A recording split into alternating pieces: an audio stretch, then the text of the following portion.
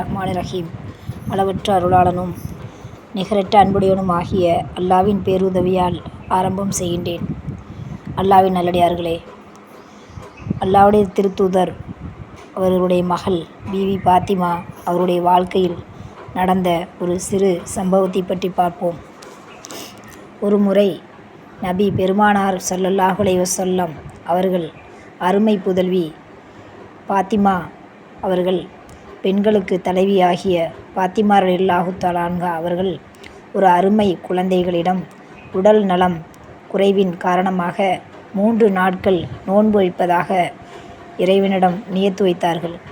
ஆனால் அவர்களிடத்தில் நோன்பு வைப்பதற்கோ சஹர் செய்வதற்கோ ஒரு உணவு பொருளும் இல்லாமல் இருந்து கொண்டிருந்தது.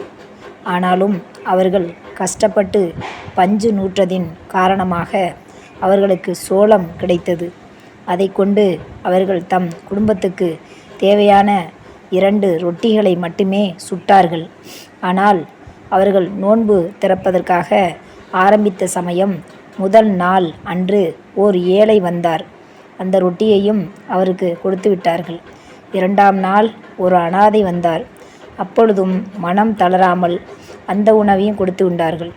3ஆவது நாள் ஒரு கைதி வந்தார். அப்பொழுதும் அவர்கள் இருந்த உணவை கொடுத்து விட்டார்கள். இவ்வாறு அந்த காலத்தில் தமக்கு இல்லை என்றாலும் பிறருக்கு கொடுக்கும் மனம் பக்குவத்தில் வாழ்ந்தவர்கள் பிவி அம்மா அவர்கள். அல்லாவின் நல்லடியார்களே, பிவி பாத்திமா அம்மா அல்லாவுடைய திருத்தூதர் அவருடைய மகளார் எப்படி வாழ்ந்திருக்கிறார்கள் பாருங்கள். நம்ம எவ்வளவு தான் கஷ்டப்பட்டாலும் நம்ம அந்த நிலைமையிலையும் மற்றவங்களுக்கு கொடுத்து உதவணும் அப்படின்னு இருந்தாங்க. அதனால தான் அல்லாஹ் என்ன சொல்கிறான், 6 மாதம் நீங்கள் சேகரித்து சம்பாதிக்கக்கூடிய பொருளாக இருந்தாலும் சரி, பணம் காசுகள் எதுவாக இருந்தாலும் சரி, இந்த 1 மாதத்திற்குள் தாராளமாக ஏழை எளிய மக்களுக்கும் கொடுத்து நீங்களும் சந்தோஷம் அடைந்து கொள்ளுங்கள்னு சொல்லி தான் அல்லாஹ் சொல்கிறான். அதே போல் கண்மணி நாயகம் ஸல்லல்லாஹு அலைஹி வஸல்லம் அவங்க என்ன சொல்கிறாங்கன்னா, நீங்கள் எவ்வளவு கஷ்டப்பட்டு சம்பாதிச்சாலும் இந்த ரமலான் மாதத்தில் அதை இறுக்கி பிடித்து வச்சுக்காதீங்க. அதை தாராளமாக செலவு பண்ணுங்கள். ஆனால் அந்த செலவுகள் வீண் விரயத்தில் இருக்கக்கூடாது அப்படின்னு சொல்கிறாங்க.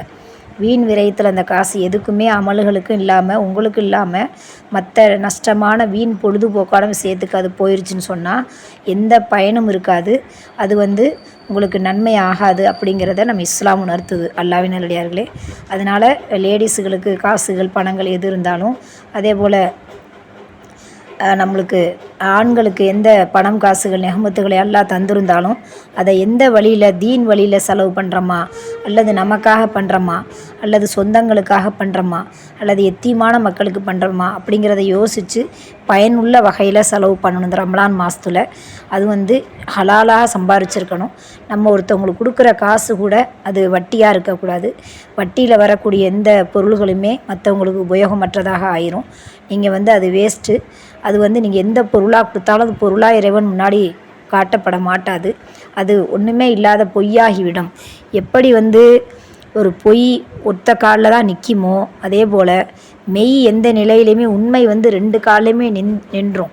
அதே போல் ஒரு பொருளை நீங்கள் வட்டியில் வாங்குறது, வட்டிக்கு வாங்கி அந்த அநியாய அக்கிரமமான மோசடி செய்து அந்த காசில் நீங்கள் அதை மற்றவங்களுக்கு உதவி செஞ்சிங்கன்னா அது ஒரு நாளும் செல்லாது. அல்லாஹ்வின் நல்லடியார்களே, அதே போல் நம்மளுடைய உழைப்புகளும் நல்ல நேர்மையான வழியில் சம்பாரிச்சிருக்கணும். அந்த காசில் கொடுக்குற ஒரு பொருள்களும் உதவிகளும் தான் அல்லாஹ்வுடைய உதவிக்கு அங்கே கரெக்டாக போய் ஆஜராகிடுது. உங்களுடைய துவாவும் ஒப்புக்கொள்ளப்படுது. அப்போ நம்ம நேர்மையான வழியில் நம்ம இருந்துட்டு தொழுகைகளையும் கரெக்டாக பேணி முஸ்தகபோடு தொழுதுட்டு அல்லாட்ட நம்ம கையேந்தி கேட்கக்கூடிய ஒரு துவா உடனே எந்த தங்கு தடையின்றியும் அரிசுக்கு போயிடுது. அல்லாஹ்வின் நல்லடியார்களே, நோன்பை முறிக்கக்கூடிய விஷயத்தை பற்றி நம்ம இன்றைக்கி நிச்சயம் பார்த்தே ஆகணும். ஏன்னு சொன்னால் நிறையா பேர் நோன்பு வச்சுட்டு அறியாமையில் சில சமயம் தவறிழைக்கக்கூடும். அதனால் நிறையா விஷயங்கள் நோன்பு முறிக்கக்கூடிய விஷயங்கள் நிறையா இருக்குது. 50க்கு மேலே இருக்குது. அதில் மெயினானது இந்த 8 விஷயங்களை பற்றி பார்ப்போம். மன இச்சை கொள்ளவே கூடாது. மன இச்சை எப்படி வரும்? ஒரு கெட்ட கண்காட்சியை பார்க்குறது மூலியமாக வரும். அல்லது அந்நிய ஆண்களை மனம் கவர்ச்சியாக ரசிப்பதும் சிரிப்பதும் நளினம் செய்வதும் மன இச்சையை சார்ந்ததாகும்.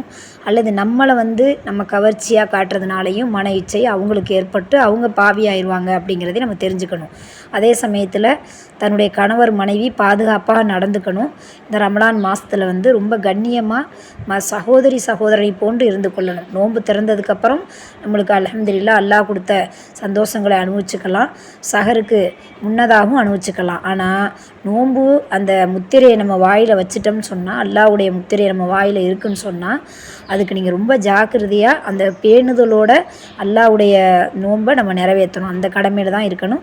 ஏன்னா இப்லீஸ் ஆகப்பட்டவன் எந்த நிமிஷத்தையும் நம்ம உடம்புல ஏற்கனவே அவன் இருந்துட்டு போனதுனால அதோடைய சலனங்கள் நம்மளை வந்து அந்த நோன்பை முறிக்க செய்திடும். அதனால் அந்த விஷயத்துலேருந்து நிச்சயமாக எல்லாம் பாதுகாக்கணும். நோன்பே கொஞ்சம் நேரம் நம்ம விட்டுறலாம், விட்டுட்டு கூட நம்ம சந்தோஷமாக இருக்கலாம்னு சொல்கிற அளவுக்கெல்லாம் கஷ்டப்பட்டு வைக்கக்கூடிய நோன்பே முறிக்கிற அளவுக்கு பண்ணிடுவான். அதனால் வந்து அதுலேருந்து அல்லாஹ் மன இச்சையிலேருந்து நம்ம பாதுகாத்து விலகி கண்களையும் உடல் உறுப்புகளையும் பேணி பாதுகாத்து வச்சுக்கணும் அப்படிங்கிறது இஸ்லாம் சொல்லுது. ரெண்டாவது, ஹராமான உணவு. என்ன தான் நம்ம வந்து நம்ம நேர்மையான வழியில் சம்பாரிச்சிருந்தாலும் ஹராமான உணவை உட்கொள்ளும்போது அந்த நோன்பு வந்து முறிஞ்சிருது, நோன்பு உங்களிடத்தில் நிற்காது, நான் இந்த மனிதனிடத்தில் இருக்க மாட்டேன்னு சொல்லி அது விலகிடுது. ஆனால் நம்ம நினச்சிக்கிட்டு இருப்போம் நோன்பு நம்மள்ட்ட இருக்குதுன்னு நினச்சி. ஏன்னா அந்த நோன்பு வந்து அல்லாஹ்வுடைய புறத்துலேருந்து வந்த ஒரு உத்தரவு. அது எந்த மனிதர்கள் உடம்பில் இருக்குதோ அது அவங்க என்ன செயல்பாட்டுகள் செய்து கொண்டு இருக்கிறார்கள் அப்படிங்கிறத ஒவ்வொன்றையும் கணக்கெடுத்து அல்லாட்ட போய் சொல்லக்கூடியவங்களாக இருக்கிறாங்க.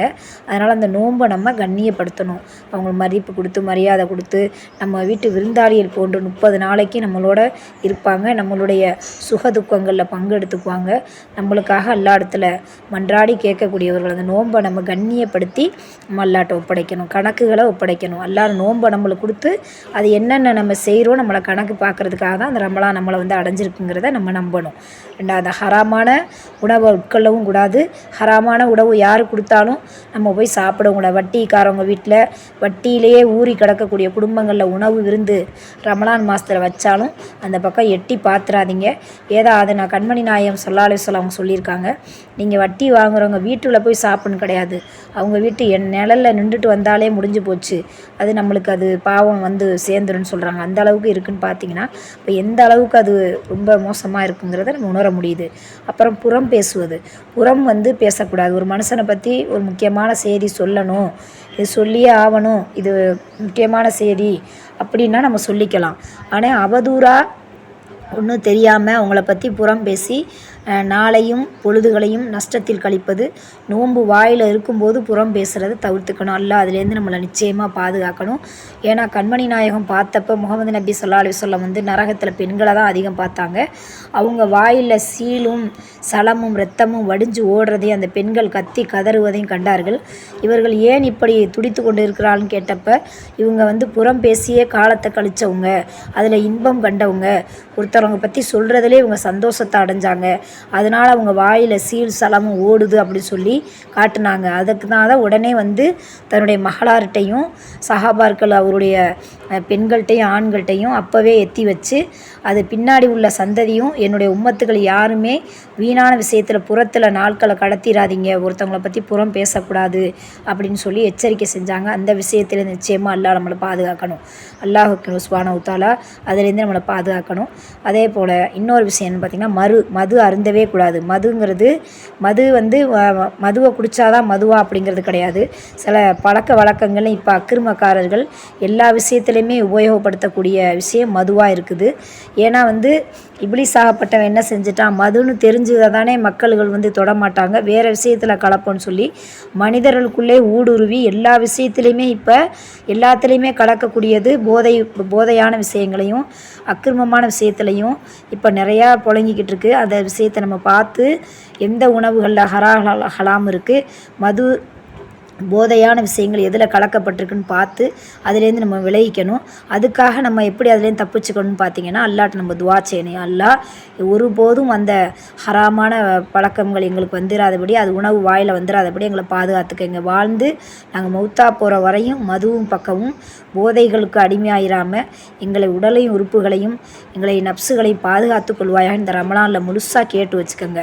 அதில் யாராவது தெரியாமல் அதில் வந்து அக்கிரமக்காரர்கள் அநியாயக்காரர்களோடு சேர்ந்து தவறு இழைச்சிருந்தா அதுலேருந்து இன்னையிலேருந்து நீங்கள் இந்த ரமலானில் திருந்திக்கங்க, வருந்தி அதிலேருந்து விலகிக்கங்க. ஏன்னா ஒரு முஸ்லீம் உண்மையான முஸ்லீமாக இருக்கிறத விட முஸ்லீமில் அல்லாத சகோதரிகள் வந்து புதுசாக இஸ்லாத்தை ஏற்று அல்லாஹ்வுடைய முழுமையான இறையச்சத்தில் இருக்காங்களோ அவங்க எவ்வளோ மேலு.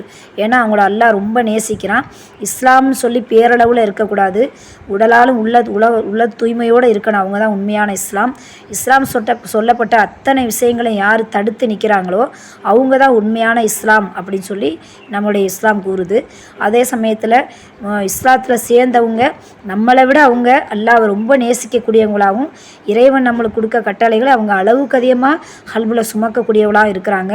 அவங்கள நம்ம கண்ணியப்படுத்தணும், அவங்கள மரியாதை கொடுக்கணும், அவங்களுக்கு ஒருபோதும் அவதூறுகளும் இடையூறுகளும் செய்யக்கூடாது.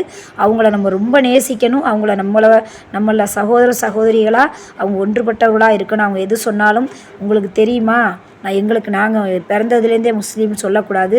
ஏன்னா நீங்கள் பிறந்ததுக்கு முன்னாடி உங்களுடைய தாய் தகப்பன் உங்களுடைய மூதாதையர்கள் எப்படி வந்திருப்பாங்கன்னு உங்களுக்கு தெரியுமா? அதனால் அல்லாஹ்வுடைய நல்லடியார்களே, நான் சொல்லக்கூடிய பயான்கள் வந்து ஹதீஸ் பிரகாரம் நான் சொல்லிக்கிட்டு இருக்கேன். அதனால் நீங்கள் வருத்தப்படக்கூடாது.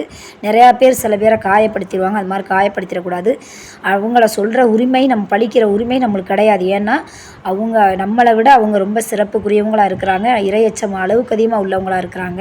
அதனால் அவங்கள ரொம்ப நம்ம நேசிக்கணும், அவங்கள கண்ணியப்படுத்தணும். அந்த வகையில் அவங்களுடைய பிள்ளைகளையும் குடும்பத்தாரையும் நம்ம எந்த அளவுக்கு மதிப்பு மரியாதை கண்ணியம் கொடுத்து பேசுகிறோமோ நடத்துகிறோமோ அல்லாஹ் அவங்களுக்கு வந்து சொர்க்கத்தை தருவான் அப்படிங்கிறது அது உறுதியாயிருது.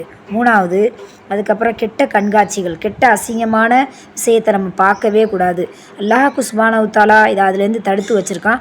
அதனால தான் இந்த ஒரு மாதம் நோன்பை உங்களுக்கு கொடுத்து அந்த விஷயத்தில் இந்த 30 நாளாவது நீங்கள் சரியாக நடந்துக்குவீங்க அப்படிங்கிறதுக்காக தான் அந்த பாவங்கள் குறையும் அப்படிங்கிறதுக்காக கெட்ட கண்காட்சிகளை அதுலேருந்து விலகி இருந்துக்கோங்க. முக்கால்வாசி அசிங்கங்களை பார்க்குறது, அந்த மாதிரி விஷயத்தை அசிங்கமான பேச்சுகளை பேசுகிறது மட்டும் இல்லாமல் கெட்ட கண்காட்சிகளை கண்ணால் பார்க்குறது கூட ரொம்ப பாவம், நோன்பு முறியும் அப்படிங்கிறதையும் சொல்லியிருக்காங்க. அதே சமயத்தில் எவ்வளவு மன இச்சை அதிகமானாலும் உடல் உறவு குன்றக்கூடாது. அந்த சமயத்தில் நோன்பு முறிஞ்சிரும் அப்படிங்கிறதையும் நம்ம இஸ்லாம் சொல்லி கொடுக்குது. இந்த மாதிரி ஒவ்வொரு விஷயத்தையும் நம்ம கண்மணி நாயகம் ஸல்லல்லாஹு அலைஹி வஸல்லம் அவங்க நம்மளுக்கு என்னெல்லாம் எத்தி வச்சாங்களோ அதை கரெக்டாக அந்த ரமலானில் கடைப்பிடிச்சி இன்ஷா அல்லாஹ் நீங்கள் எல்லா சந்தோஷத்தையும் நீங்கள் அடைவீங்க. சஹர் டைம், தஹஜ்ஜத் டைம், நோம்பு திறக்கிற டைம், தராவீஹ் டைம், இப்படி ஒவ்வொரு வேலை செஞ்சுக்கிட்டு இருக்கிற நேரத்துலையும் அல்ஹம்துலில்லாஹ் நீங்கள் திக்ருகளை மொழிஞ்சுக்கிட்டே இருந்தீங்கன்னா உங்களுடைய கல்பு வந்து எந்த தவறை நோக்கி எந்த தவறுமே நடந்துடாது, நம்மளுக்கு பயத்தை ஊட்டிக்கிட்டே இருக்கும். அதனால் லா இலாஹ இல்லல்லாஹ் முஹம்மது ரசூலுல்லாஹ் அப்படிங்கிறத நீங்கள் அளவுக்கு அதிகமாக ஓதிக்கிட்டே வாங்க. இன்ஷா அல்லாஹ் அந்த ரமலானை குர்ஆன் முழுவதும் ஓதி முடிக்கக்கூடிய பாக்கியத்தையும், தராவீஹும் நல்லபடியாக தொழுது முடிங்க. எதையுமே வீண் விரயம் பண்ணிக்காதீங்க. நல்ல பேச்சுகளை பேசுங்க, நல்ல உணவுகளை உண்ணுங்க, நல்லபடியாக அமல்கள் செஞ்சு இந்த ரமலானை ரொம்ப சந்தோஷமாக இன்ஷா அல்லாஹ் எல்லோரும் நம்ம கொண்டாடணும். அல்லாஹ் நீண்ட ஆயிலே நிறந்த பாக்கியத்தை சதரவாழ்வையும் போட்டு வச்சு உண்ணுவதற்கு உணவையும், உடுத்துவதற்கு உடையும், குடிப்பதற்கு நீரையும், தங்குவதற்கு ரஹ்மத்தான வீட்டையும், ஐவேளை தொழுகக்கூடிய பாக்கியத்தையும், 30 நோன்பு வைக்கக்கூடிய பாக்கியத்தையும், ஹஜ்ஜு உம்ராவையும் நம்மளை அனைவர்களுக்கும் அல்லாஹ் நசீபாக்கி தந்தருள்வானாக என்று கேட்டவளாக இந்த பயானை முடிக்கின்றேன். வாஹிர் தவ்வானான் அல்ஹம்துலில்லாஹி ரப்பில் ஆலமீன். அஸ்ஸலாமு அலைக்கும் வரஹ்மத்துல்லாஹி வபரகாத்துஹு. நூருல் இஸ்லாம் சேனலுடன் இணைந்திருங்கள். இன்ஷா அல்லாஹ் நல்ல விஷயங்களை தெரிந்து கொள்வதற்காக.